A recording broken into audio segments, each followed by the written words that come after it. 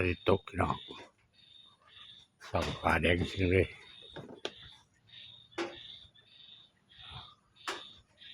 แดงพี่น้องบางใบกล้วยพุ่นละพี่น้องโอ้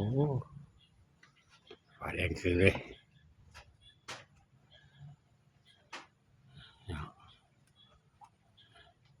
ส่องแถวลำคาเลยขายยังไม่บาทเลยแดงแป๊ดเลยพี่น้องเลย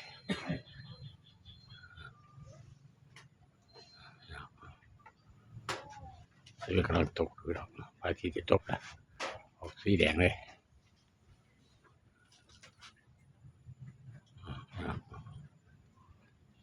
ออกสีเลยเราเส้นสายมันจะเข้าไปแล้วมันขี่ฝาจะดันเหมือนกันเนาะเห็นไหมครับพี่น้องโอ้ยน้ำย่อยใส่โทรศัพท์พี่น้องเห็นแดงๆนี่พี่น้องพวกอะไรขี่ฝาพี่น้องในส่วนนี้ฝาแดงคือด้านนี้พี่น้องด้านเห็นบ่โอ้น้ำย่อยพี่น้องพอดิ้นผมไป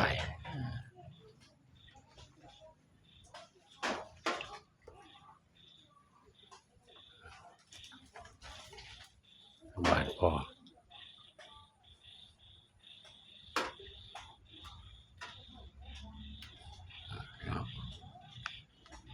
ว่า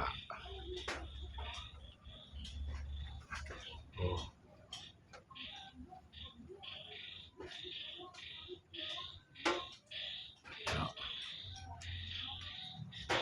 ขับเนี่ยพี่น้องเลยขับนะเธอละข้าวโอ้แดงนี่พี่น้อง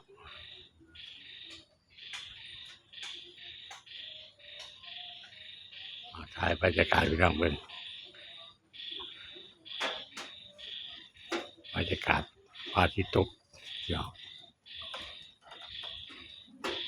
แดงจริงเลยพี่น้องเลยคุณโอ้คักหลับป่าเลยพี่น้องถ้าพวกกันอยู่พี่น้องช่วงนี้แดงเลยพี่น้องด้านนี้ด้าน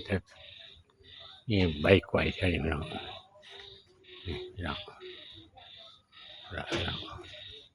นี่ละส่องกันบ้านแดงคือเลยพี่น้องโอ้แดงขนาดพี่น้องคัก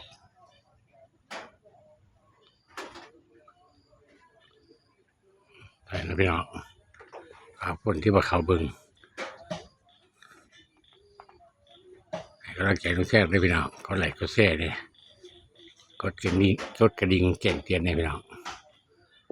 จะไม่ได้พลาดคลิปใหม่พี่น้องอย่าลืมกดหัวใจทุกแท้ด้วยพี่น้องให้กำลังใจทุกแท้แต่ก็มีอย่างหลายเลยพี่น้องจะขอบคุณฝั่งไทยและฝั่งลาวทั่วประเทศก็แล้วกันพี่น้องเสียกะว่ามีอย่างหลายมีจะข้อมูลใส่พี่น้องให้อยู่ดีไม่แห้งอย่าเก็บอย่าไข่ให้มั่งให้มีร่ำรวยทุกคนเสี่ยงไปก่อนพี่น้องสวัสดีครับ